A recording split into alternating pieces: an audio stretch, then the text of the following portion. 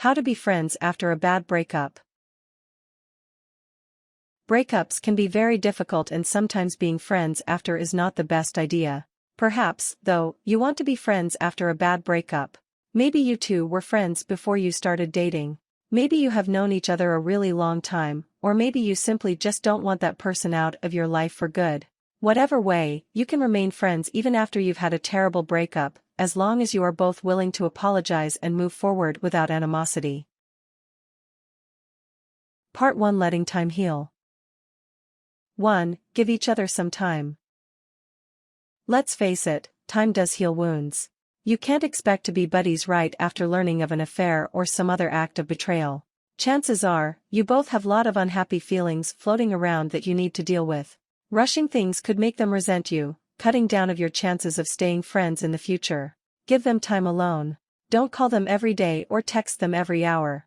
You may think you need to let the other person know how sorry you are, and you'll want to contact your ex. However, your ex will likely be too upset to be in contact with you right now. 2. Build up other relationships. While you're taking time apart, it's important to spend time working on other, non-romantic, relationships. Call up old friends that you may have neglected a bit while in your relationship. Spend time with your family. Building up other relationships will take some of the pressure off of being friends with your ex, as you have other people to lean on. This time spent working on other friendships helps you see yourself as a single person, rather than a couple.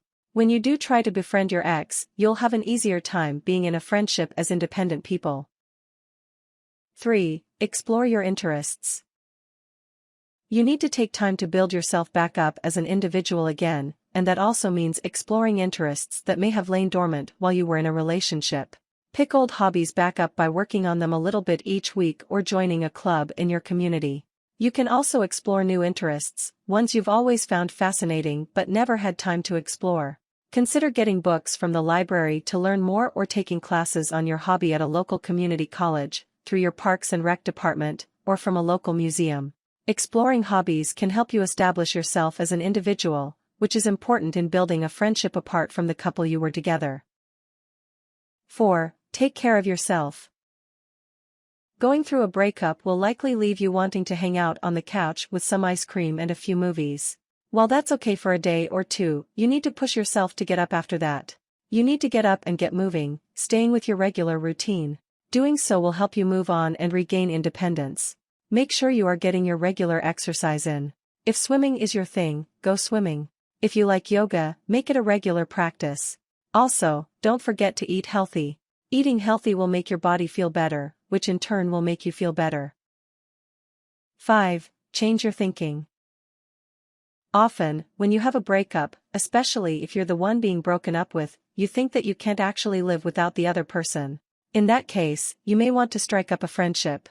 While having a friendship with the person is fine, developing your own sense of self is important, and that starts with changing the way you think about the relationship. For example, if you think, "I can't live without my partner," change that thought to "I absolutely can live without my partner. I don't need her to stay alive. I need food and shelter and air and relationships, but this one relationship is not the sole focus of my life." 6. Spend some time resolving your feelings.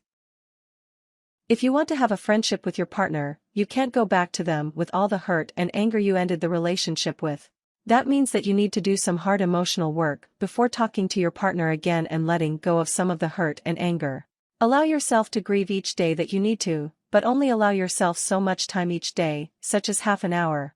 That gives you the space to work through your feelings, while not letting you dwell on them too much. Give yourself some outlets for grieving. Maybe you need to talk about it with a friend or write in a journal. Another option is writing a letter to your ex that you don't send, where you talk about how the relationship made you feel in the end. You need to find some way to work through the emotions you're dealing with. Part 2: Resolving the hurt. 1. Contact the person. The first step in moving towards a friendship is contacting the person again. Your ex may not be that receptive at first, so you may need to be persistent in contacting the person, moving through various channels. Let them know you'd like to talk to them in person. Tell them what the conversation is about, so they can be prepared. You could say or write, "Would you like to have lunch or coffee sometime? I'd really like to clear the air between us and discuss the possibility of being friends. Having the conversation in person is important because it gives you both the ability to read each other's emotions. Try calling first and setting up a time when you can talk. You may need to write the person a text or email to get their attention, especially if they are screening your calls. 2. Apologize to each other. It takes two to tango. No relationship ends or lasts because of just one person.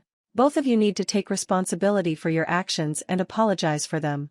Apologies can be difficult, especially right after you break up, which is why waiting is so important. It gives you the distance you need to apologize freely and genuinely. Admit what you did in the relationship that helped cause the breakup. Look at your own thoughts and actions and acknowledge that you did do something wrong. Apologize for the mistake. Saying "I'm sorry" is not enough. It is best to identify what you are sorry for and explain your reasons for behaving as you did. For instance, you could say, "I'm sorry for the problems I caused in our relationship. I know I was distant at times, and I take full responsibility for that. Maybe if I had been more attentive, we could have worked things out." Don't be upset if the person doesn't apologize. You can't force an apology, and you're apologizing for what you did wrong, which should be given freely. It shouldn't be a trade to get an apology back. However, if the other person doesn't apologize, you may not be ready to be friends. 3. Have a talk. You need to get what you want out in the open. Talk about how you see your relationship moving forward. You need clear boundaries for a relationship because you don't want to fall back into old habits. Of course, that means you need to have a clear understanding of what you want out of the relationship.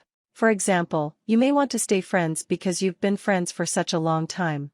In that case, you may want to return to the friendship you had, if possible.